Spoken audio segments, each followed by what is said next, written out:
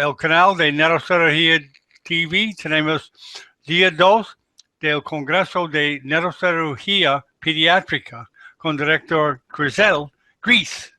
Y hoy tenemos el neurocirujano de Ciudad de México, Jaime Diego Pérez Ramírez. Él va a hablar de cirugía estereotáctica en tumores cerebrales. Y déjame introducir primero el panel. Hola, Patty. Buen día, John. Buen día a todos los presentes. Muy contenta de estar aquí con tan excelente profesor como el doctor Diego Pérez. Espero que les guste esta charla y bienvenidos a toda Latinoamérica. Bienvenidos. Patty es un miembro de este grupo ahora. Y Gris, ¿cómo está hoy? Hola, buenos días. Soy Griselda Ramírez de la Ciudad de México. Bienvenidos a todos a participar con nosotros en este segundo día de nuestro congreso en línea. Bienvenidos, Gris. Y Marco, ¿cómo estás hoy? Buenos días, mi nombre es Marco Antonio, les hablo desde Cochabamba, Bolivia. Gracias por la invitación. Gracias por venir, Marco. Ok, Diego, es su charla. Gracias. Bonito Bolivia también, por cierto. ¿Puedes decir dónde está y todo esto? Aquí ya lo agrando un poco para que se vea un poco mejor. Okay. La intención de mi plática en realidad es así como dar algunos aspectos generales, muy poquitas cosas sobre el asunto de algunas diferencias sobre la pediatría, y en realidad lo que me gustaría más y mi intención es como discutir un poco más sobre sus experiencias con niños o que hagan preguntas que yo con todo gusto contestaré respecto a la experiencia que hemos tenido acá en México, ¿no? Y bueno, por supuesto, perdón, agradecer tanto a John como a Griselda el que me hayan invitado y los felicito además por la realización del Congreso. Bueno, la cirugía estereotáctica, como ustedes saben, es un tipo de cirugía dirigida. La verdad es que inicialmente la distinción entre la tridimensionalidad y tener coordinación era sumamente complicada, y pues porque las mentes de los médicos que iniciaron el trabajo era bastante brillante, incorporaron rápidamente la tecnología de los rayos X y las referencias de imagen, pues se pudieron hacer las correlaciones entre esta situación de tener coordenadas con estas referencias. Prácticamente todos los sistemas iniciales tenían, pues primero algunos mapas anatómicos un poquito primitivos, y algunos otros tenían también, ¿cómo les diré? Como en el caso, por ejemplo, de este aparato que estamos viendo ahorita, que era el de Horsley y Clark, mucha complejidad, ¿no? Lo que hubiera implicado también que en ese momento, si nosotros fuéramos neurocirujanos y quisiéramos hacer algo, tuviéramos que entender muy bien conceptos matemáticos, además de saber neurocirugía y de conocer anatomía.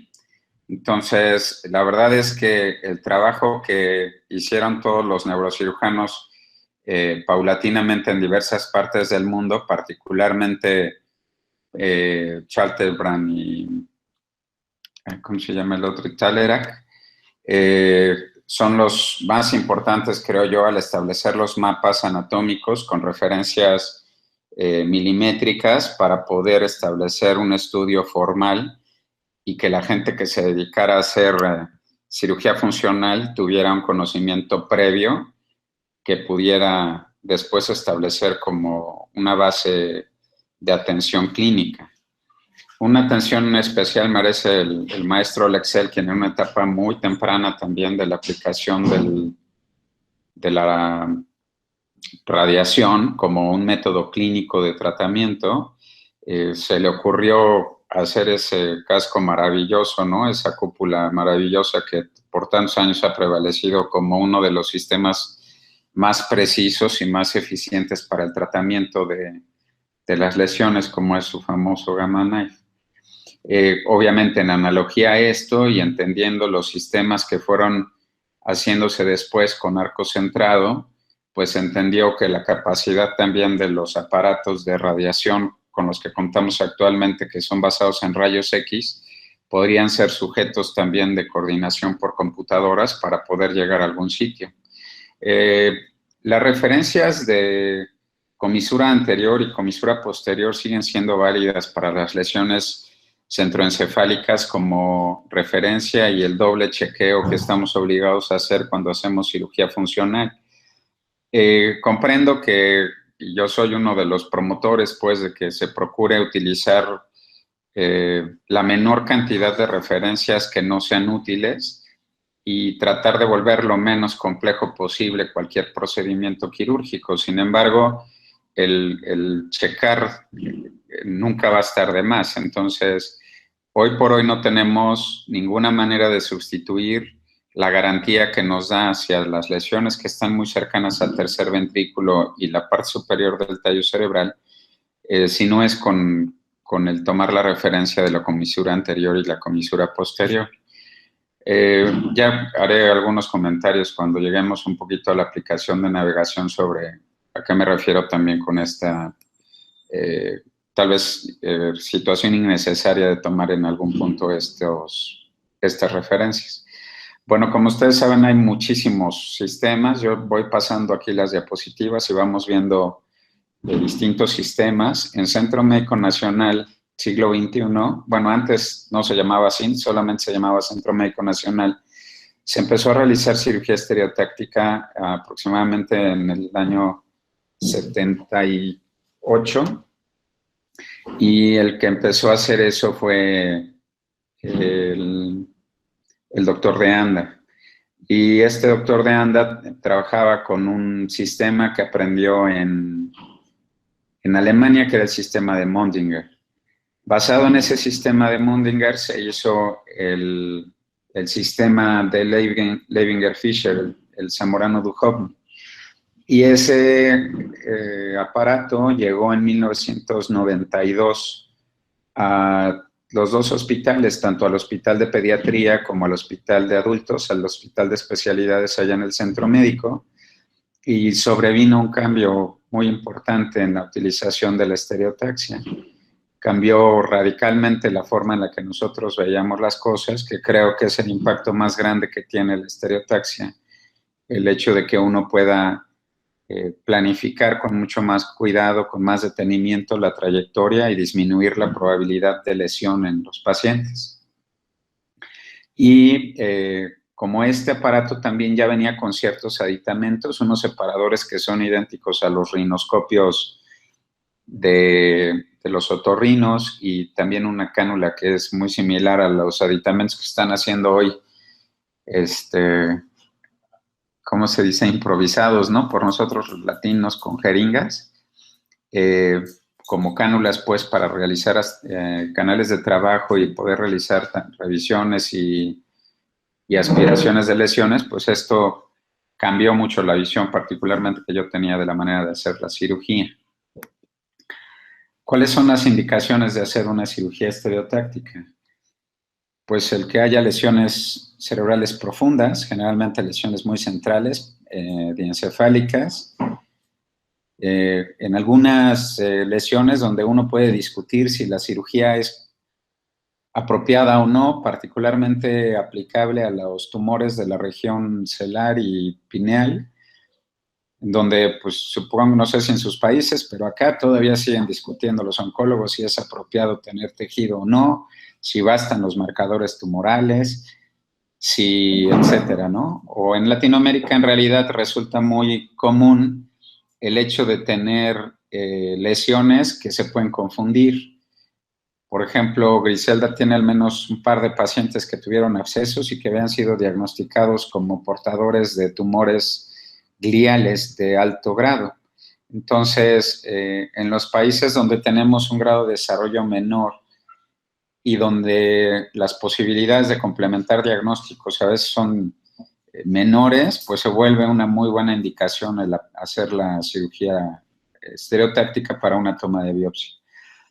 Las lesiones en donde la cirugía abierta es discutible, pues indudablemente, por ejemplo, las lesiones que están localizadas hacia la parte externa del tálamo, hacia la parte lateral, no hacia la mesial, siempre serán un blanco muy difícil, extremadamente complejo, con alto riesgo de lesión, y es una lesión en donde pues, la mayoría de la gente diría que una cirugía abierta definitivamente no estaría indicada. Hoy por hoy, pues ya tenemos, por ejemplo, el ultrasonido, que nos permitiría el poder hacer una toma de biopsia dirigida, pero sigue siendo de más riesgo que utilizar la estereotaxia. Las lesiones que se asocian a pacientes que tienen condiciones generales graves son comunes. A mí me tocó vivir la experiencia en el 93 y 94, que fue que realicé mi tesis de neurocirugía, en la que no había posibilidad de establecer diagnóstico con facilidad en pacientes que tenían VIH, y los pacientes en esa época, dado que apenas estaban empezando a utilizarse los antivirales, en general llegaban en condiciones deplorables. Era verdaderamente difícil tener un paciente en buenas condiciones de nutrición, sin otra infección que estableciera una comorbilidad. Y esas son pacientes que específicamente pueden tratarse con este tipo de tecnología. Obviamente, con el tiempo se fue siendo más claro que tanto la endoscopía como la estereotaxia nos proporcionan una técnica de acceso que con frecuencia es menos riesgosa para establecer diagnóstico y tratamiento que una cirugía abierta. Entonces, si uno evalúa y pone sobre la balanza, ¿no?, qué es lo que conviene más, pues si es menos riesgoso hacer estereotaxia, eso es lo que hay que hacer. ¿Cuáles son las contraindicaciones absolutas al momento de llegar al inicio de la cirugía estereotáctica? Estas dos que estamos viendo aquí, ¿no? Las lesiones vasculares, es decir, aneurismas, malformaciones arteriovenosas, angiomas cavernosos, eran así contraindicados en los años en los que yo empecé a trabajar con la estereotaxia.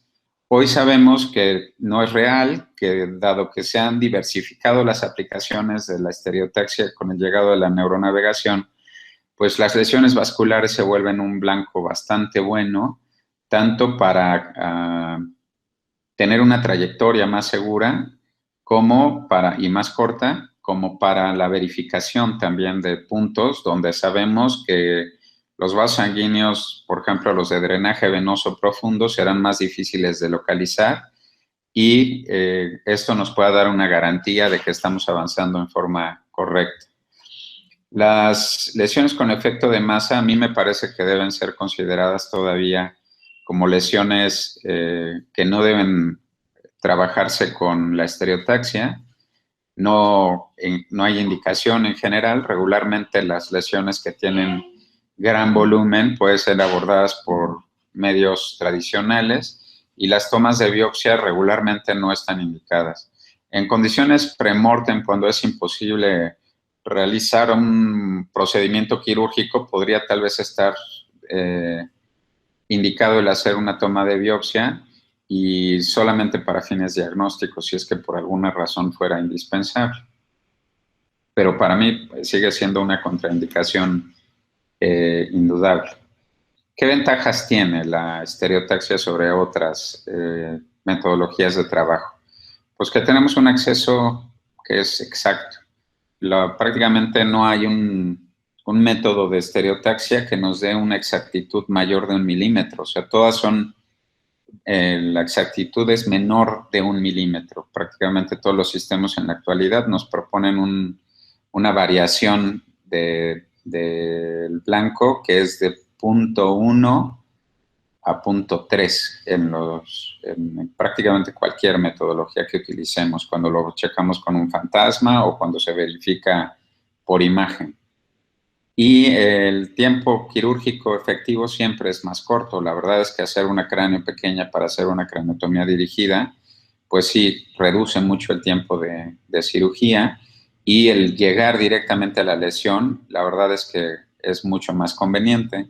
Cuando yo empecé a trabajar con este tipo de procedimientos, utilizando los espéculos que les acabo de comentar, pues una cirugía convencional nos llevaba aproximadamente unas 4 horas y media para quitar un glioma talámico por un acceso transcortical, y utilizando estos aparatos que les comento, pues regularmente la cirugía nos llevaba unas 2 horas y media, 3 máximo. El tiempo de estancia en quirófano es increíblemente distinto y la manipulación del tejido cerebral también.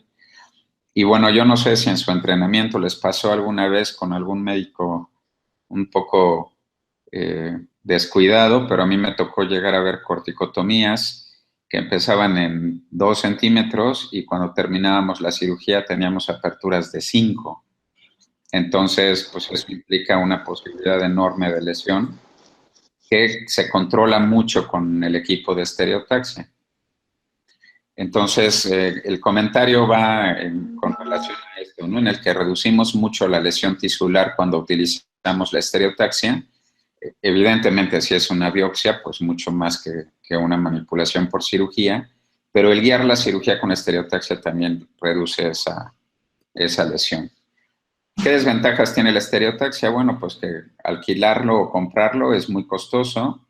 Cada vez hay aparatos más baratos. Ahora ya hay modelos de bajo costo de hechura brasileña o china que poco a poco desplazan, ¿no?, a la tecnología europea y estadounidense, que a mí me parece abusivamente cara, pero pues se van abaratando los costos, aún así siguen siendo un material caro. Se requiere personal capacitado, indudablemente, hay que comprender qué es lo que está uno haciendo. Yo, con toda sinceridad, he conocido gente que no pueden entender lo que es el plano cartesiano y se les dificulta mucho el poder entender cómo es que trabaja el equipo del estereotaxia. Hay bastantes diferencias técnicas, particularmente en los niños, con respecto a los sitios donde podemos pinchar, a los sitios donde podemos aplicarlo, y esa situación también es algo relevante, ¿no? En particular con los niños que tenemos que aplicar un marco, como en el caso del sistema con el que contamos nosotros en el hospital, pues tenemos que pinchar, y los pinchos, ustedes los conocen, son aparatos bastante violentos. No existe un modelo que en realidad permita su aplicación en cualquier edad. Nosotros, los pacientes más pequeños que tratamos fueron alrededor de 30 meses. Seguían teniendo 2 años, pues, pero eran más o menos 2 años y medio. Solamente un par de pacientes de esa edad, porque en edades más tempranas la flexibilidad del hueso hace que cuando uno está atornillando, le está dando vuelta al pincho para apretar y fijar el cráneo, producen fracturas hundidas o literalmente perforaciones que alcanzan incluso el parénquima cerebral. Eso está descrito en muchos lugares. Nosotros solamente una vez tuvimos un hundimiento parcial en un niño de 3 años y medio. En el monitoreo anestésico no se puede realizar en cualquier lugar. Es decir, no todas las instituciones cuentan con un carro anestésico en la sala de tomografía, o no podemos tener en la sala de quirófano también un tomógrafo o algún aparato para hacer la planeación. Entonces, o como en el caso de mi hospital, que los anestesiólogos no se levantan temprano, ¿no, Gris? Y eso nos pone en un inconveniente a veces, ¿no? La verdad es que, por ejemplo, yo hice infinidad de procedimientos con anestesia local, pero yo era el que aplicaba la anestesia, yo mantenía a mis pacientes sedados, yo los mantenía en monitorización porque no contaba con este apoyo anestésico.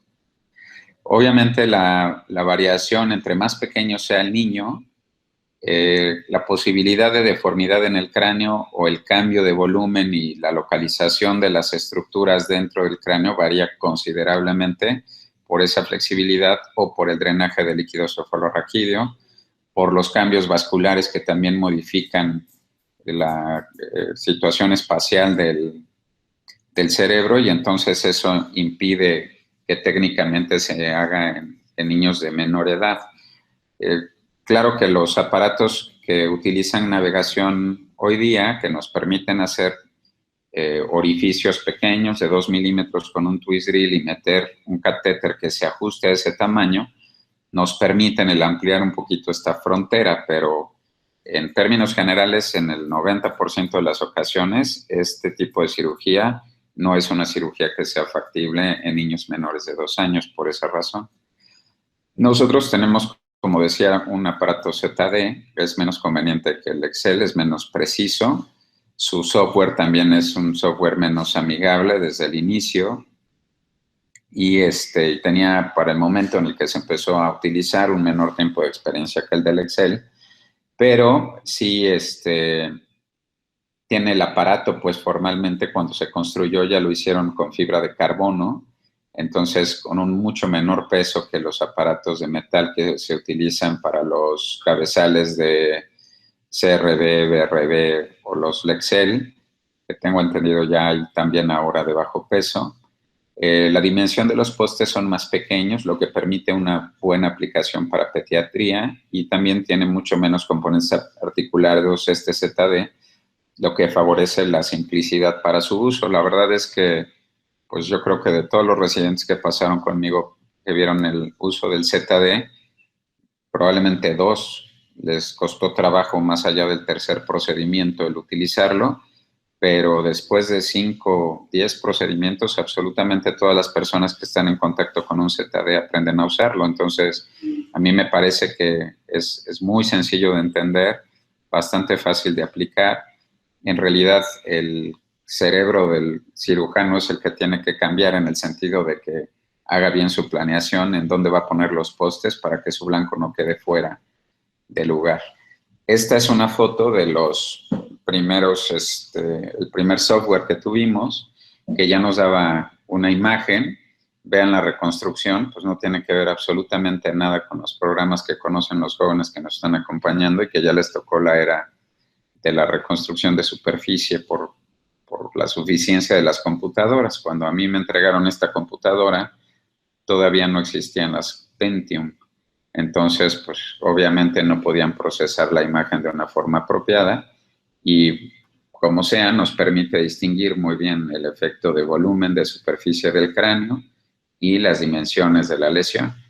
Esta nena era la sobrina de una enfermera de neonatología que le hicimos una resección tumoral con una craneoviada en una lesión talámica. Aquí está la lesión. Una lesión bastante extensa que indudablemente podría haber sido abordada por una cirugía convencional en transventricular, ¿no? Y entrar por la parte medial del ventrículo. ¿Qué problema tenemos con ese tipo de accesos? Que más o menos la mitad externa de la lesión se hubiera quedado ahí. Una de las cosas que yo discuto siempre con mis residentes es la situación la morfología de la lesión y dónde están sus diámetros mayores. ¿Cuál eje nos da mayor posibilidad de seguirlo y de incrementar la posibilidad de resección? Entonces, un eje oblicuo de arriba hacia abajo no nos da gran posibilidad de resección aquí, pero un eje transverso, literalmente acostado aquí, ¿no? Completamente horizontal, nos da el mejor eje para esta lesión, abriendo una ventana de 1,5 centímetros aproximadamente, que fue lo que hicimos. ¿Qué cosas son las que hicieron que cambiara la estereotaxia de los tiempos originales hace más de un siglo con lo que usamos hoy día? Pues el hecho de que tenemos equipos de cómputo que resuelven muy rápido todos los datos que estamos metiendo, el hecho de que tenemos con los microscopios, con endoscopios, una visión mucho más apropiada de lo que existió por muchos años, los métodos de imagen que ahora tienen una precisión increíble y un detalle anatómico que es muy superior a la ventriculografía, que es con lo que empezó a trabajar la estereotaxia, y que nos dan un detalle anatómico mucho más preciso, mucho más conveniente, nos permiten distinguir mejor el flujo de las lesiones tumorales particularmente. Y la otra es, por supuesto, la participación multidisciplinaria, ¿no? Yo aprendí bastantes detalles técnicos sobre el uso de los endoscopios por la actividad de los urólogos y de los otorrinos en mi hospital cuando yo inicié con esta práctica, y porque ellos tenían pues mucho más casos que los que teníamos en neurocirugía.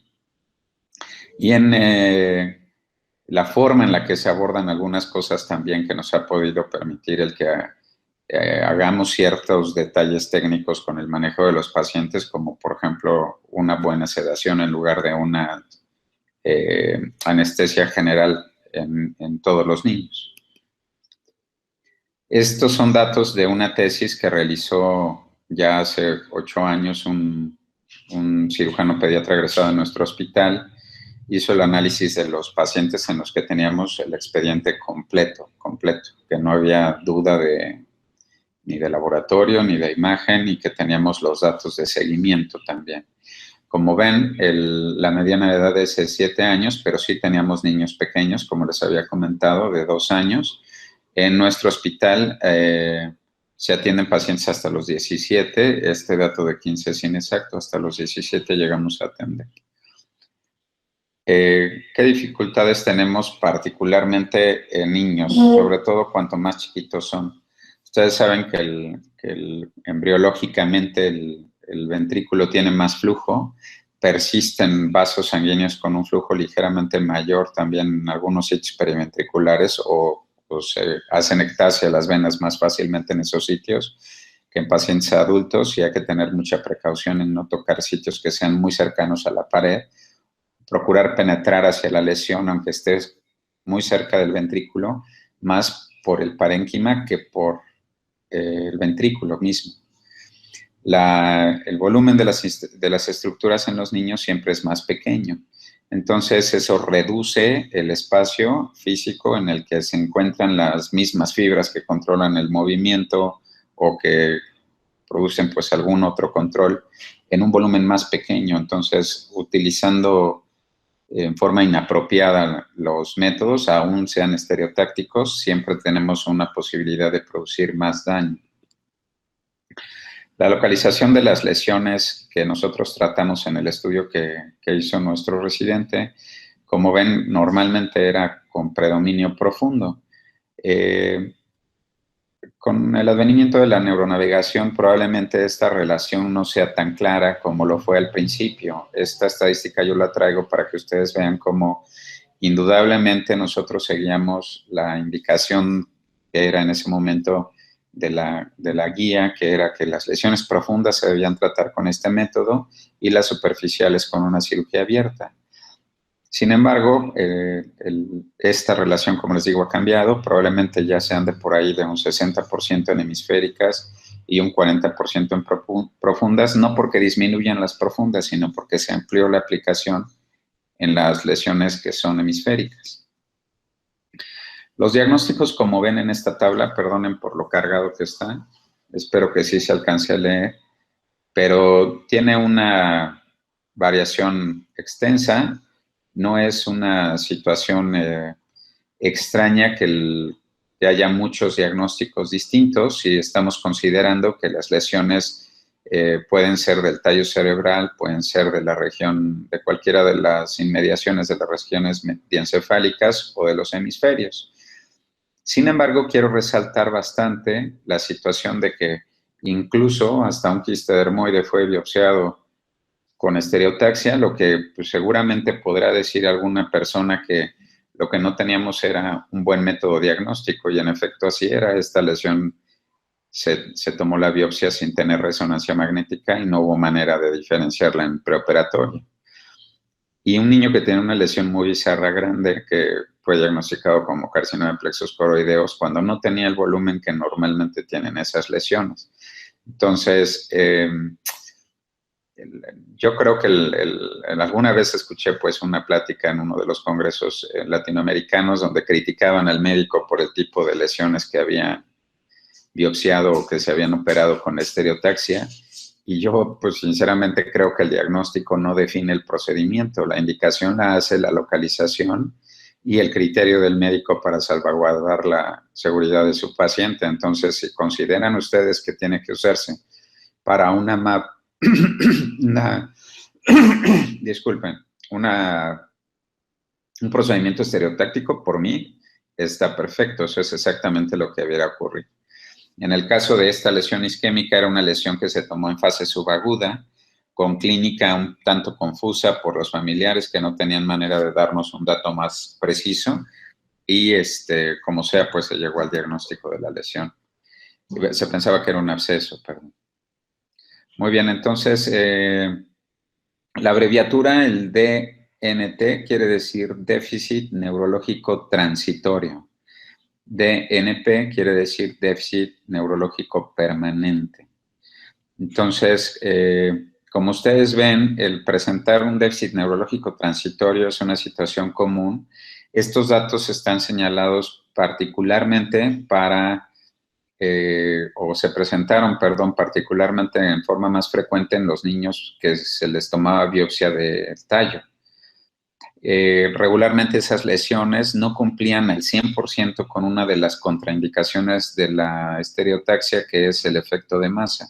Como ustedes saben, los volúmenes de los tumores en el tallo cerebral en los niños normalmente son mayores, entonces no podríamos decir que no hay efecto de masa, y el riesgo exactamente es eso, ¿no? Que uno meta la aguja, tome su biopsia y ya sea por un poco de sangrado o por edema local, el paciente tiene deterioro de sus condiciones neurológicas. Hay que tener mucho cuidado en el no acercarse demasiado al piso del cuarto ventrículo para no producir también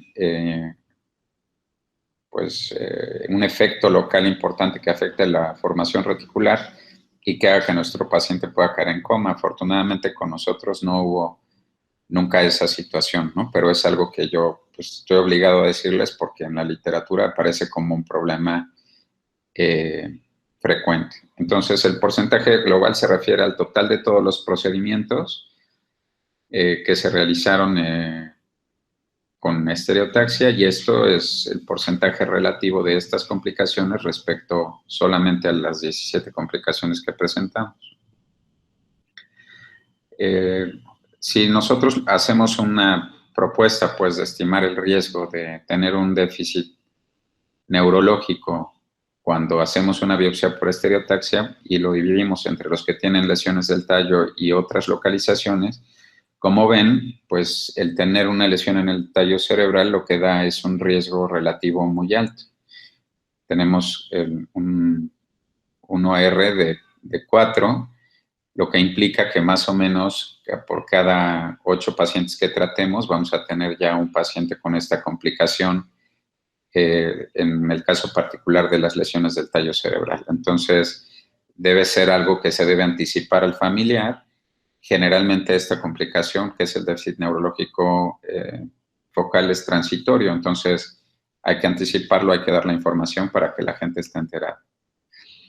Esta es una parte importante que yo quise resaltar mucho cuando se hizo la tesis de este residente, porque en la literatura mundial, prácticamente en todos los lugares, hablando particularmente de niños, se dice que como se debe hacer la biopsia en niños siempre es con anestesia general. Yo soy un enemigo de las declaraciones absolutas. Me parece que uno tiene que evaluar tanto sus condiciones de práctica como la probabilidad de tener una complicación. Y como ven ustedes aquí, la posibilidad de tener una complicación durante un procedimiento anestésico con sedación, pues es muy bajo. La ventaja que tiene es que, literal, se puede hacer el procedimiento en forma ambulatoria y de esa manera garantizar que el paciente no tenga una complicación mayor. Después de un tiempo, aunque no le decimos así, apareció la neuronavegación. La neuronavegación es estereotaxia, pero es estereotaxia sin marco. Entonces, todas las aplicaciones que nosotros vemos en la actualidad con la neuronavegación, pues no es otra cosa más que estereotaxia, perdón. Está basado igual en los ejes cartesianos y nos da la mejor ruta para esto. Tiene muchas opciones adicionales, en particular una que a mí me fascina y me parece excelente es el ultrasonido. Es muy práctico, es rápido de hacer, es fácil de utilizarse en cualquier sala de cirugía y nos da una imagen en tiempo real a la que no le importan las modificaciones por pérdida de volumen, por cambios en el flujo, por disminución del líquido cefalorraquídeo. Entonces, pues la verdad es que es un método que es mucho más preciso. Ahora, la resonancia magnética, como yo les decía, tiene inconvenientes con respecto a la tomografía en el hecho de que su variación en la magnificación periférica al centro es mayor. Es decir, cuando nosotros queremos biopsiar o queremos guiar algo con resonancia magnética exclusivamente hacia la la convexidad, podemos tener un error por la deformidad que causa la resonancia de hasta 3 milímetros, dependiendo del aparato, por supuesto, o 5 milímetros, 3 milímetros. Cuando usamos la tomografía, la posibilidad de error no existe porque el método por el que se recaba la información es distinta. Pero las lesiones que están periventriculares hacia el centro del paciente tienen una variación que es muy baja. Entonces, en este sentido es donde yo les decía que probablemente la medición de distancias como la del eje intercomisural es algo que no sea tan indispensable, sino tal vez al mejorar los datos de localización anatómica y el detalle con el que vemos las estructuras con diferentes secuencias de resonancia, pueden en su momento sustituir este tipo de referencias generales. Esto es acerca del ultrasonido, que les digo que permite una integración también en mezclar la información del ultrasonido con el de la tomografía que ya tenemos disponible previamente o de la resonancia y darnos una imagen real, ¿no?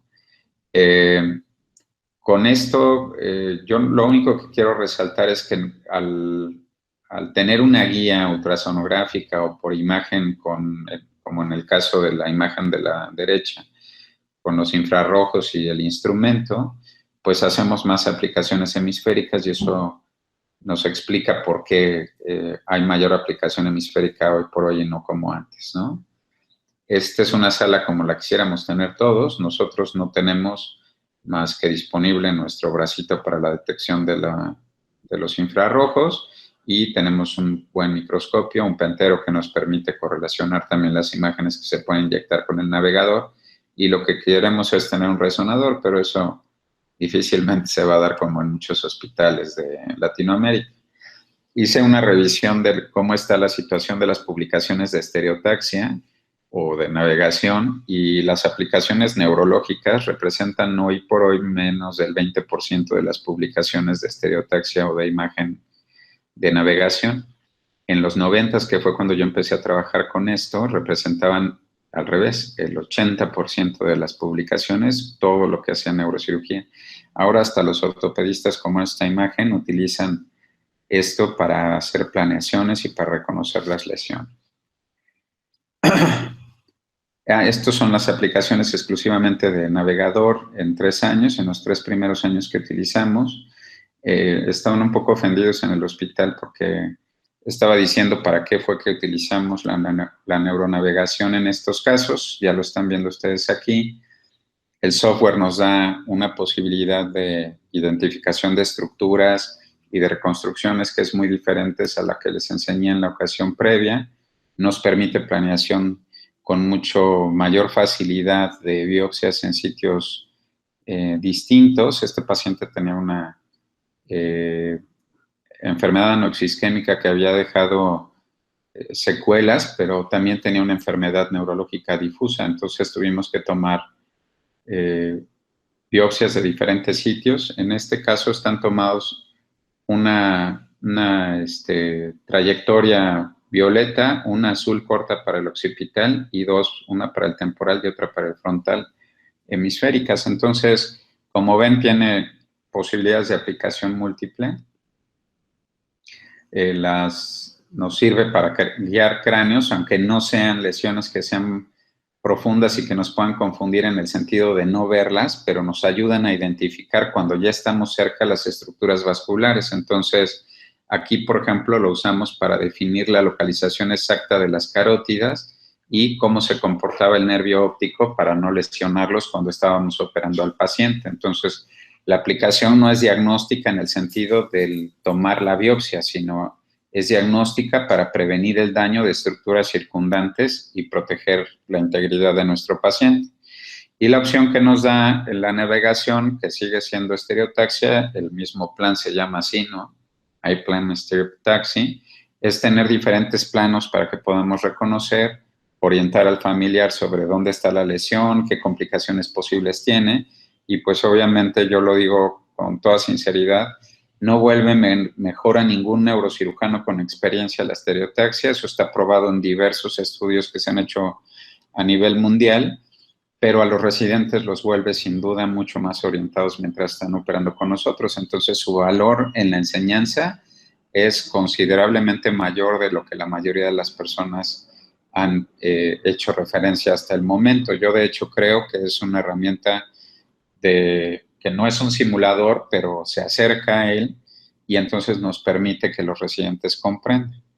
Esta cirugía se le hizo a una nena con un astrocitoma focal mesencefalotalámico, la famosísima Aileen, y esta niña veracruzana, como ven, pues tenía una lesión muy profunda a un lado del mesencéfalo, que recorría todo el pedúnculo cerebral y alcanzaba el tálamo, y con el uso de la estereotaxia y la planeación que hicimos con este software, pudimos lograr resecar aproximadamente el 60-70% del volumen de la lesión. Y la niña después recibió otra de las aplicaciones actuales de la estereotaxia, que es la radiocirugía, y sigue con nosotros, sigue viva con control completo de la enfermedad. En el caso de los pacientes que tienen, por ejemplo, en estos casos, un paciente que se operó para hemisferectomía, yo uso el software de navegación exclusivamente para la planeación que la comprenda el residente y que la comprenda el familiar. Pero creo que los fines educativos, ya sean médicos o para la población en general, deben ser cosas que se tengan que evaluar para justificar la compra del software y que se pueda aplicar en otras cosas y no solamente se le vea como una herramienta exclusiva para el quirófano. La verdad es que da ventajas adicionales. Bueno, las trayectorias múltiples, como ya lo habíamos comentado, la integración con imagen me parece vital. Aquí están viendo cómo se inyecta la imagen de nuestro microscopio en la misma imagen del navegador, y eso también permite que los residentes tengan una opinión bastante más clara. Este paciente tenía un ependimoma, era toda la porción mesial del lóbulo temporal el que tenía el tumor. Entonces vamos avanzando lentamente, se le va diciendo al residente por dónde vamos, él sabe qué estructuras son las que están circundantes, está viendo en la imagen del microscopio qué es lo que estamos localizando, tanto de tumor como de estas estructuras vasculares o cerebrales importantes, y de esa manera tenemos una buena educación. Y bueno, la cuestión aquí es el comprender que el hacer cirugía sin marco es lo que tenemos que procurar hacer en la actualidad. Ahora existen sistemas como este que les estoy presentando en un video comercial, en el que el generador del campo electromagnético nos permite hacer otra vez nuestro cubo estereotáctico, nuestras coordenadas cartesianas en un volumen definido. En medio de ese cubo metemos la cabeza de nuestro paciente y en ese momento todos los puntos que están dentro de este campo electromagnético son reconocidos como coordenadas cartesianas dentro de nuestro sistema de navegación, en el que podemos repetir incluso el muestreo de la superficie para que podamos, si es que se giró un poco, por ejemplo, nuestro paciente de la cabeza, volvemos a hacer el ejercicio de hacer el registro de superficie de su cráneo y volvemos a tener coordenadas estereotácticas para tratar de garantizar su seguridad. Entonces, los usos de la estereotaxia, como les digo ahora, son así, son para otorrino, son para columna, son para hígado, son para pulmón. Hay infinidad de artículos en los últimos 3 años escritos para el registro de termocoagulación para lesiones cardíacas. Entonces, el futuro de nuestra medicina en neurocirugía y en muchas otras especialidades sigue siendo con la estereotaxia en diferentes aplicaciones. No se me ocurre hoy otra, ¿verdad? Pero seguramente en unos años tendremos algunas aplicaciones adicionales que pues ya veremos qué es lo que haremos con ellas, ¿no? ¿Qué otro conocimiento podamos aportar? ¿Qué otras aplicaciones podríamos hacerle? Y yo quisiera que me dijeran algún comentario. Okay. Jaime, se sale su screen share si tú quieres. ¿Tú quieres salir a su screen share?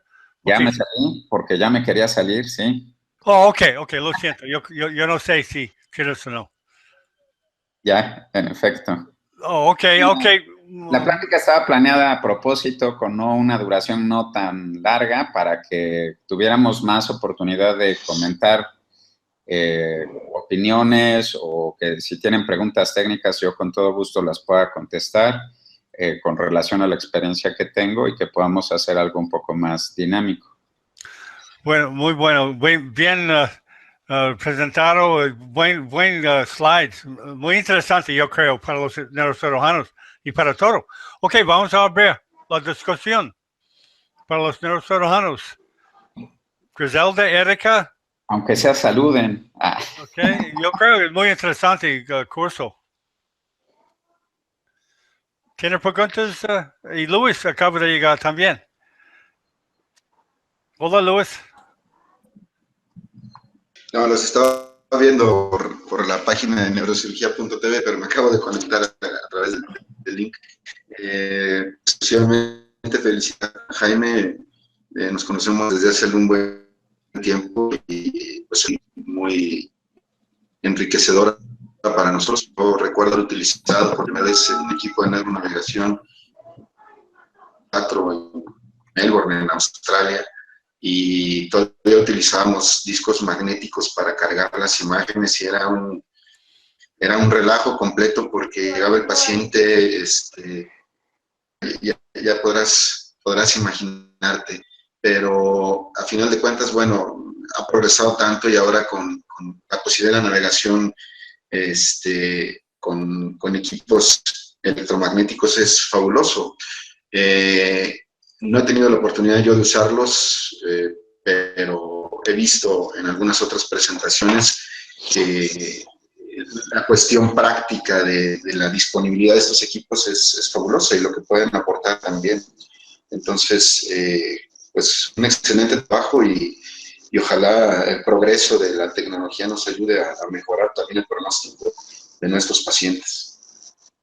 Sí, hoy los equipos, por ejemplo, Medtronic tiene una excelente aguja para biopsia que se mete por un orificio muy pequeñito, nada más se hace una trefina y por ahí se mete la aguja, se toma la biopsia y no tienes mayor problema. Y es todo frameless. Entonces, la verdad, el no tener marco me parece una ventaja enorme. Esa debería ser precisamente la aplicación principal que tuviéramos en pediatría para tratar de evitar esa manipulación de los pinchos que siempre fue visto, pues hasta con burla, ¿no? Acá le dicen la corona de espinas, ¿no? Coloquialmente los cirujanos que no son neurocirujanos al sistema, ¿no? Y pues sí es una cosa un poco aparatosa, no es agradable ver al paciente cuando uno no es médico con ese aparato, o incluso pues los médicos que no son neurocirujanos se impresionan, ¿no? Y dicen que ¿qué le estamos haciendo a los pobres niños?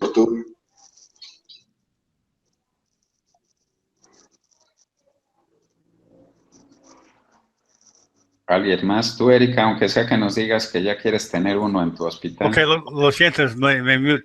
Ok, Patty, ¿tiene algo? ¿Tú tienes mucha experiencia, Patty, en cirugía estereotáctica? Está mute, Patty. Bueno, aquí sí se realiza estereotaxia, neuronavegación en el Hospital de Garraham. La verdad que hemos tenido muy buenos resultados, tanto en las cirugías de epilepsia, para que la colocación de los electrodos profundos, o las lesiones a nivel talámicas, que son de difícil manejo, para poder llegar al diagnóstico. Es el único centro que actualmente, a nivel público, para niños lo tiene, y la verdad es que excelente. Y felicitarlo al doctor, una charla espectacular, creo que ha explicado todo lo que nosotros tendríamos que saber como una forma básica, ya que también hay residentes y alumnos que están viendo esta conferencia. Muchas gracias, doctor Jaime. Gracias. Gracias, Patty. ¿Y Griselda o Gris tiene algo que decir? Oh, no survey, ok. No, ok, ¿ya me escuchan? Sí. Bueno, agradecerle al doctor que nos acompañe en estas nuevas conferencias a través de la línea. Y bueno, agradecerle también porque él ha sido mi maestro desde hace más de 20 años, cuando yo llegué por primera vez a neurocirugía. Con él básicamente yo aprendí también el manejo estereotáctico y la cirugía funcional en los niños. Y pues para mí es un honor que pueda participar con nosotros también aquí, exponiendo la experiencia que hemos tenido a lo largo del tiempo. Sí. Gracias por tu comentario, Gris. Y una de las cosas ahora que dijo de la cirugía funcional, Griselda, es que los neurocirujanos de pediatría somos un poco impulsivos, a veces obsesivos, pero nos limitan mucho los especialistas alrededor. Entonces, nosotros tuvimos al inicio un impulso grande tratando de hacer psicocirugía. Las enfermedades en los niños son ocasionalmente extremadamente graves. Y tuvimos varios casos de niños a los que le hicimos cingulotomía, incluso llegamos a hacer hipotálamo posterior para trastornos agresivos. Y la verdad es que no hay mucha experiencia mundial en eso. Yo quiero invitarlos a que traten de promover ese tipo de procedimientos en sus países para que se hagan con mayor frecuencia cuando sea necesario, porque un adolescente de 14 años golpeando a su mamá, a sus hermanitos, a toda la familia, la verdad se vuelve un grave problema. Entonces, deberíamos tener también muchos más casos de ese tipo. Los psiquiatras no nos ayudan, igual que a veces los neurólogos con la cirugía de epilepsia, pero pues es algo que no debe sacar uno de su cabeza, que tiene que estar allí para que exista pues la opción para el paciente. Y Carlos, yo recuerdo que ha hecho un congreso de cirugía estereotáctica en Parkinsonism. Tú tienes experiencia en cirugía estereotáctica, ¿verdad? Buenas tardes. Buenas tardes. Felicitaciones, la verdad, una conferencia magnífica, ¿no? Dándonos a conocer, o sea, acerca de las ventajas, los beneficios que tiene el uso de la neuronavegación, los inicios y las ventajas de la cirugía estereotáxica. Igualmente yo inicié con el uso de este tipo de equipos allá por el año 98. Actualmente en el hospital en el que estoy tenemos el neuronavegador LS7 de Medtronic. Estamos tratando de incorporar que el sistema de imagenología intraoperatoria se pueda adaptar a los estudios preoperatorios, pero lo importante, o sea, de la neurocirugía funcional o de la cirugía estereotáxica en la actualidad es de que nos brinda una precisión importante, pero al mismo tiempo también, por ejemplo, si bien es cierto, como comentaba, en cierto tipo de patología cortical, subcortical, también, si bien es cierto, no necesitaríamos, pero en cambio nos favorece grandemente en la localización exacta y además acorta el tiempo de la cirugía y los sistemas de abordaje son mucho más específicos, son mucho más determinados. O sea que el equipo, o sea, quienes se dedican a hacer neurocirugía funcional o cirugía estereotáxica, conocen verdaderamente, o sea, de las ventajas que tiene este tipo de tecnología y yo creo que en un futuro no muy lejano, dentro de la neurocirugía, podrán desarrollarse y sobrevivir a estos cambios tecnológicos que se está dando a nivel de salud, la parte de la neurocirugía funcional, que es una parte importante. Sin duda. Y lo funcional, digo, es muy amplio. La verdad es que ya con solo epilepsia, como dijo Patti, ya tenemos un mundo de información y de datos que conseguir, pero la psicocirugía definitivamente a mí me parece que no debe ser algo que se olvide. No porque sean niños no se van a utilizar procedimientos estereotácticos, entonces yo creo que sí es importante que estemos conscientes de eso, ¿no?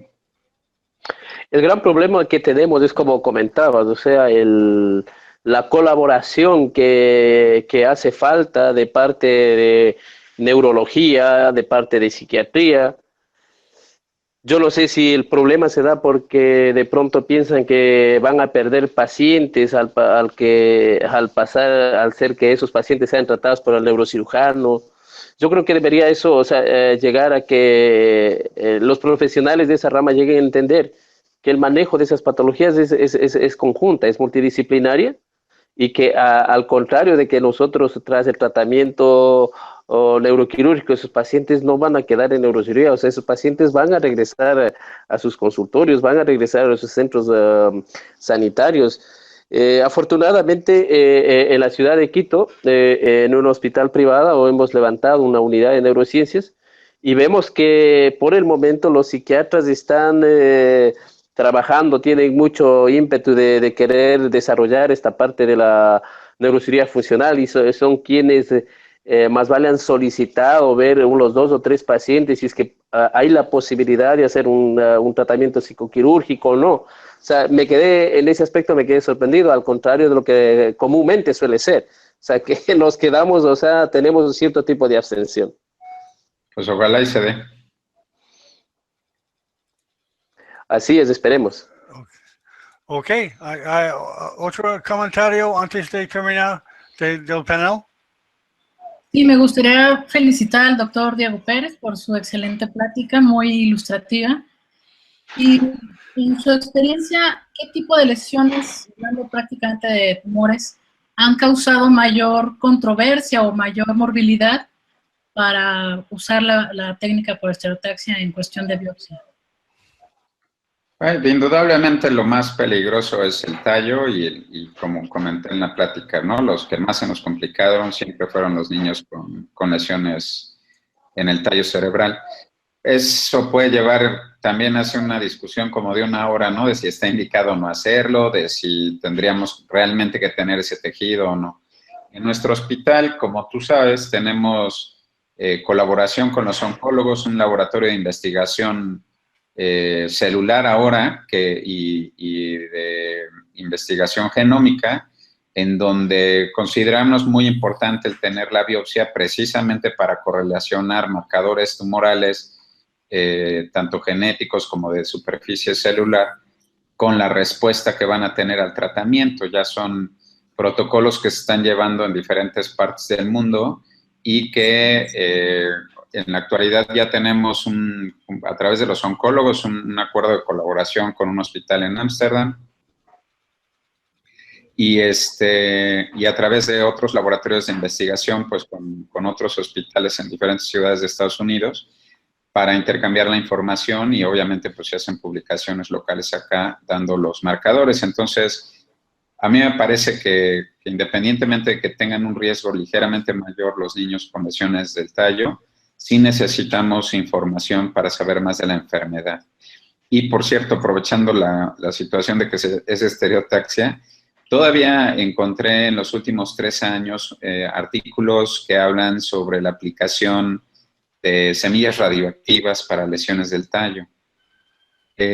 Yo, sinceramente, creo que la aplicación local de radiación por medio de semillas es muy buena opción, que siempre ha sido un desperdicio en el cuadro de atención de la mayoría de los hospitales públicos en Latinoamérica, y que desperdiciamos una gran opción de tratamiento en estos niños, sobre todo porque ustedes saben que nuestros territorios son regularmente extensos, más extensos pues que por supuesto que los países europeos. No tenemos las ventajas de la comunicación que existen en otros países.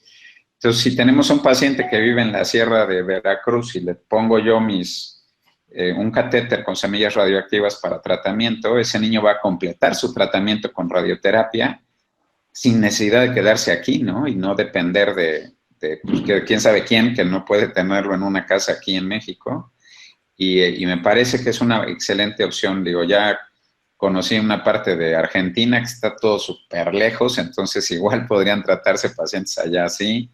O tuve la oportunidad de estar ya también en Santa Cruz, allá en Bolivia, y pues ya veo cómo está la orografía allá y como que tampoco serían muy mala la idea de que pudiera darse el tratamiento con radiación de esa manera, ¿no? Entonces las distancias también a veces deberían invitarnos a utilizar opciones terapéuticas con las que no contamos hasta hoy. Yo no sé qué experiencia tengan también en el uso de este tratamiento. Qué bueno. Y Ivan, ¿puede oírnos? ¿Tiene algo comentario del hijo de Jaime? Ivan, ¿tú puedes escucharme? Sí. No. Hola, Ivan. Yo oigo bien. No. Iván. Ok. Hola, Iván. Ok, Lourdes, ¿tiene algo que decir, profesor Diego Ramírez? Lourdes, ¿puede? Ok, well, vamos a terminar. Mucho gusto, Jaime, y invito para presentar en cualquier congreso que tenemos.